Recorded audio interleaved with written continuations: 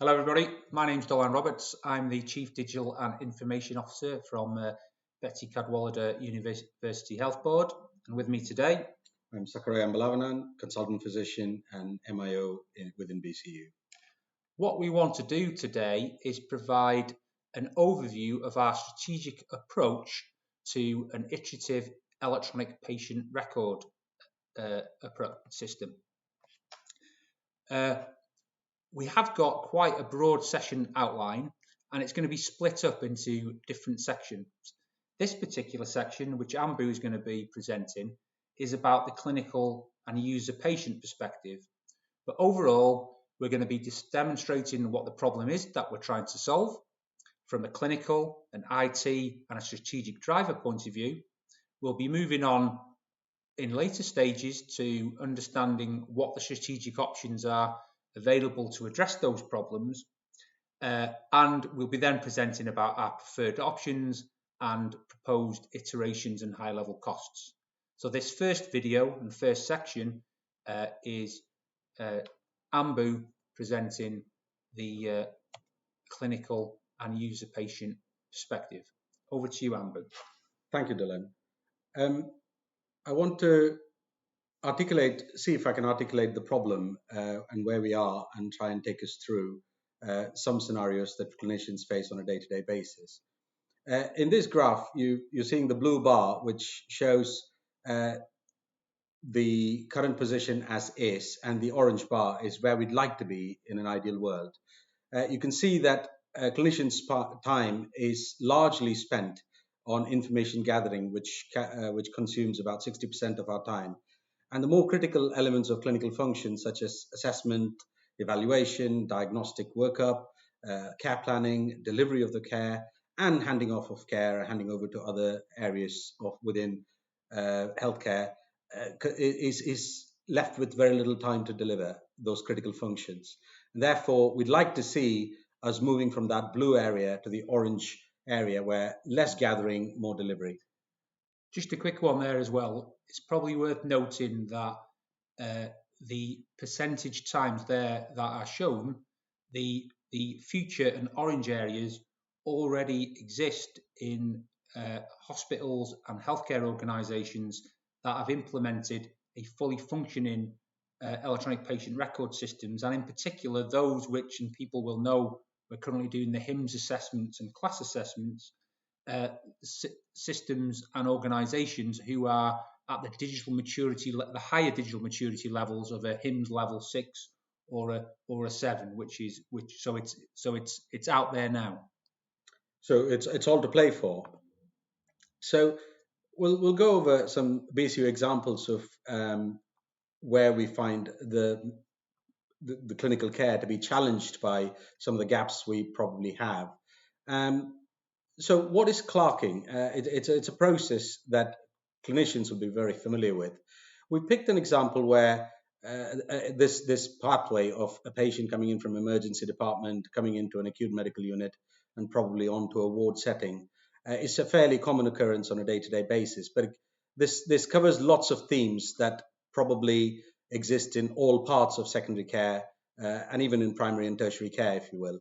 So this example is specific to ED, to emergency department, to admissions process, but does cover a variety of areas across the hospital. So recording the details from a patient is what clerking is, and it's largely done by junior grades of staff, trainees, lots of A&Ps, allied health professionals who play a part in acute assessment. It involves gathering data from a large number of sources, including, of course, talking to the patient, the referral letter, the radiology. The Welsh Clinical Portal's got a GP health record link, which provides vital data from primary care. The care home staff provide paper records and written digital records sometimes. Family members provide part of the story. This process of harnessing all these information sources and bringing it together is what clerking is. And it culminates in us completing a pro forma document, which is probably in existence in several health boards across Wales, if not all. So the health boards also promote certain safety areas like risk assessments for specific concerns like thromboembolism, sepsis, dementia assessment, etc. Yeah. So this Proforma accommodates quite a lot of vital information. Collecting this information is what clerking involves. And then you complete a drug chart, which then gets on to the aspect of delivering care and the treatment that's required. And obviously, there's an element of handing over of the plan that you've made effectively to other parts of the team who can deliver the care. So what's the problem with clerking? It is a rate limiting step because this information gathering process consumes a significant amount of junior doctors' time or any other grades of doctors' time to try and pull all of this together and provide it in a format that's available for assimilation, assessment, and working up. And we'll depend a lot on technology and lots of sources, and more on that later. Unfortunately, it's significantly duplicative because an ambulance crew might have drawn some information, the emergency department clinician might have drawn some information, the specialty doctor will draw some information, and there's a lot of duplication and inefficiency in that process. Is that in the 60% then that you were talking about? Absolutely. The way we do it in BCU. And it applies to every particular doctor. It doesn't have to be a specialist who's duplicating on earlier phases. So even the emergency department doctor duplicates on efforts from the primary care GP, the ambulance crew, etc. So this data is collected over and over. Understood. So, and it's reliant on the more junior grades of staff, generally speaking, who form majority of the front line within the healthcare sector. And it does require supervision. And typically, a patient takes about an hour for a junior doctor to pull all of this together into a format. And what's available, a variety of rotas exist, but basically in our hospital, we have about 54 hours of junior doctor time available to do this. So if you translate that, it's about 54 patients per day. So probably the tightest part of the bottlenecks in our processing speed, if you like. This is a sophisticated work that we've undertaken with the help of professional partners to work through all the different systems that are in play when a patient passes through from one area to another. In this instance, you can see a patient going through from an ambulance to the emergency department, gets admitted under our patient administration system, and then which feeds data into Welsh Clinical Portal, which plays a part in care. And areas that are vulnerable to certain weaknesses are highlighted as dangers within the diagram. We're already beginning to say the more steps you add, the more transfer danger points arise, and giving rise to clinical risks in this process. Yeah, and it's fair to say that, just for information, we have done some discovery work on numerous pathways and approaches. So there's just a sample here for illustrative purposes. Correct. And this is how an emergency department doctor might wish to refer a patient to a specialty. In this instance, a medical specialty will involve numerous steps, as you can see within this. And as you start to see these diagrams, it provides a scary picture of the number of things that could go wrong as you're paging a doctor who's in the middle of an assessment of a different patient, who has to discontinue what they're doing, come to the phone, hopefully find a phone, respond to the call, and speak to the correct clinician who's hopefully still waiting at the other end of the call to discuss a different clinical situation. You need to quickly switch on to that new situation, apply a judgment, and then switch off from that, and then go back to the thing that you're doing. So which results in a lot of what I call cognitive splitting or splatter, if you like. A lot of effort is consumed in attempting to refocus on the task at hand. This is a screenshot of our admission system, which shows you on the particular day that we took the screenshot, about 57 admissions on the day. And you're beginning to see how our capacity is just about being breached there. And also, it's not what isn't shown in this picture is the number of stages and how different people, this is a completed diagram, but lots of people have waited several hours before they had their assessments completed. Yeah. And this processing and clerking will have taken, because of the inefficiencies with the multi-step process, about 75 to 80 junior doctors' hours. And I've already pointed out that we don't have that. And therefore, this leads to the queuing and lots of the headlines that you see about emergency departments getting crowded. Yeah, is that so? The cognitive splatter you talk about, Ambu, is that, to some degree, a scenario where doctors are almost butterflying from patient to patient because of the disconnects in communication and information, and that Absolutely. they've got 50 things on their minds, 50 patients or whatever. Absolutely. So the amount of discipline it takes to be able to compartmentalize each patient's details in a section of your brain, if you will, and then quickly walk out of that. And you should avoid the bias that you've drawn from one clinical situation and try to apply. So, for example, a chest pain patient you might have seen might have had a heart attack on the one occasion, and another person might be suffering just with a bit of gastroesophageal reflux. So you don't bring that judgment saying, I've seen a heart attack, so this must be one. So you've got to switch off from that and quickly focus on the situation. And it's a good phrase, cognitive splatter. Yeah, great. So this is our admissions pro forma, and there's a version of this across each health board. And this is a 14-page document, and it goes through lots of different sections, which indicates the multi-step process involved in assessment of a patient. But there's a lot of information that we need to gather to make a wholesome assessment. And eventually it culminates in a senior physician. In this instance, my own writing is up there, and I made an effort to make it readable so that I'm taking a picture,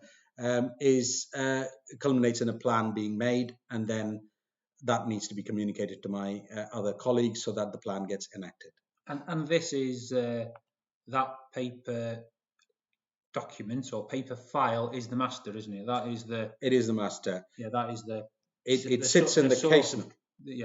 The single source of truth, whereas lots of data silos might be in there in different systems. And also, this pro forma will not be available if this patient was to get discharged and then come back 2 days later. It has to be redone again. It has to be redone again. So that this may come to play in a situation I might share with you later on if we have time. So this is the long-suffering doctor in the middle having to work with paper case notes. You can see the Welsh Clinical Portal playing a part in providing information. EMIS is our Symphony Emergency Department system. The Welsh Clinical Portal is also in there, as I said. ePro is our document repository which holds clinical letters. Synapse is the system which gives us radiology pictures. They're not connected to each other, albeit in a bi-directional way. You might have some results of radiology in the clinical portal, but not vice versa, for example. And obviously, we draw information from each other, emergency department clinician passing information on. And the WPAS, the Welsh PAS, provides one-way interfaces to these systems, but not usually, typically does not draw information back from these systems. So there's fallouts that occur as a result of that, and how data is sometimes sitting in more than one place. And the clinician has to interrogate each system to draw the relevant information out. I'd like to share with you this scenario that happened not long ago. An elderly patient who was unfortunately muddled, and that often results in limited information being available.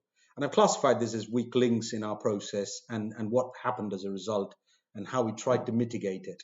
But in this instance, the patient came in with a GI hemorrhage to our hospital. And we had no access to the previous results and notes at that stage. And we felt after an assessment that an upper GI endoscopy was required to investigate this GI bleed. A paper requesting system is in place, and therefore a form was completed. The doctor ran up to the department, and after a period of delay, the department received that information, and they had access to the endoscopy reporting system and realized that this test had been carried out for 2 weeks prior for an unrelated complaint. So this changed our assessment, but we had no access to that information. So what this resulted in, sadly, was that the patient was starved in the anticipation that a camera was going to take place, the upper GI endoscopy. But the endoscopy department deemed that this test had been carried out, and a further investigation, a more specialized tertiary investigation, care hospital investigation was required. This information didn't make it back to the emergency department because the shifts changed, and the emergency department nurses were trying to find the doctors who made the assessment initially, but this running around in circles led to unfortunate delays and a poor patient experience. And the patient was unwell and muddled as well. So the patient, unfortunately, in conjunction with their family, felt unsatisfied with the whole care experience and took their own discharge, saying that nothing's happening here. And sadly, 24 hours later, the patient represented to emergency department, to a completely different emergency department doctors, completely different emergency department medical admission service, who did not have access to everything that was written down the previous day. Yeah. And the patient was still muddled, and unfortunately, due to COVID restrictions, the family attendants weren't available during our history gathering processes. And guess what? Sadly, the whole cycle was repeated one more time. And thankfully, the patient was admitted this time, but was more unwell, more dehydrated, had lost more blood, and led to a very unfortunate clinical outcome in terms of delay, in terms of quality, in terms of safety, and in terms of satisfaction for the family. And this led to a concern, and thankfully the patient survived, and the concern is being investigated. But it made me reflect that we mitigate by apologizing when we know that the data silos, the lack of availability of paper notes, and they go into different pockets, endoscopy data sitting in an electronic repository in one corner of this organization, not being available to the business end. So let me reflect about the silos that we currently live in. Now, if we had data that was joined up and we spent a lot less time, the orange bar, the gold standard, where we spent 10% of time gathering information and started to work like the digitally mature organization with more time spent in evaluation, assessment, care planning, delivery, good handover, high quality handover.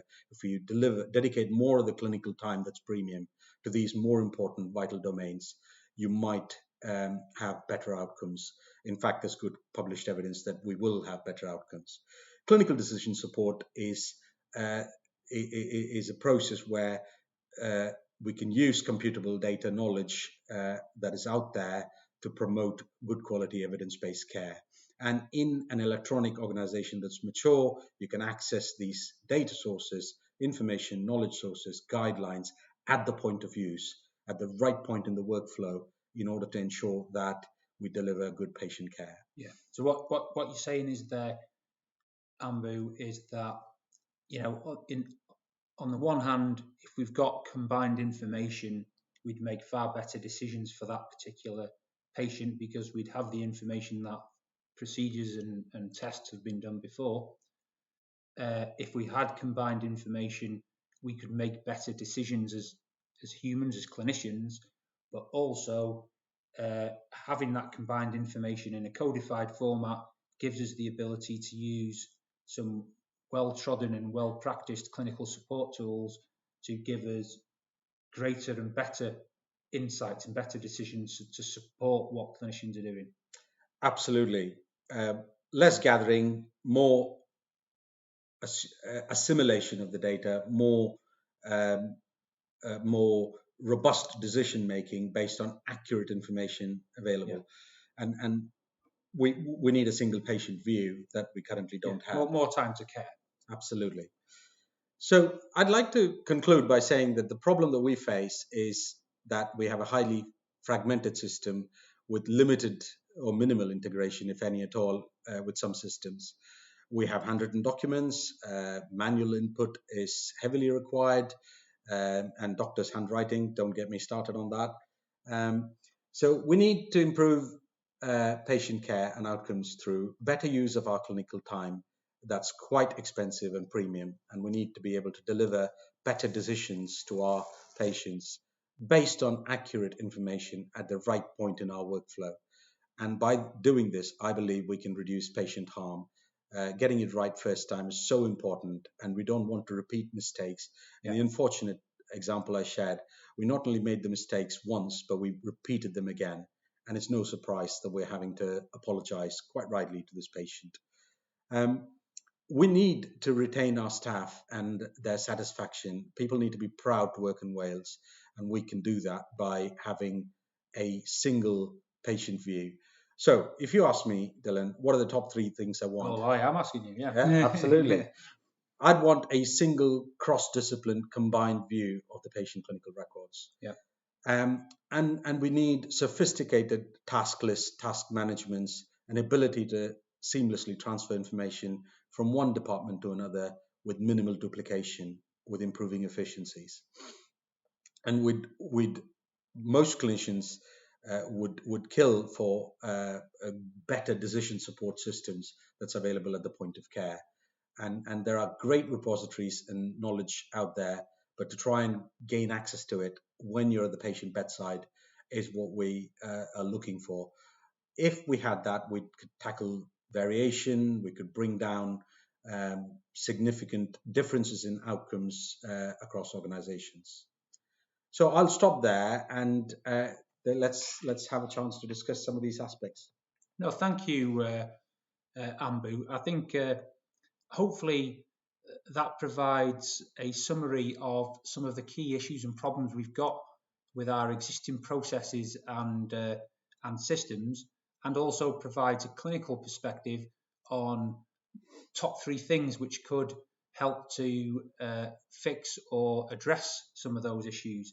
I think just as a general point, if we think about the issues of the system overall, if we were able to address those issues with electronic patient record type systems, we should be able to improve flow.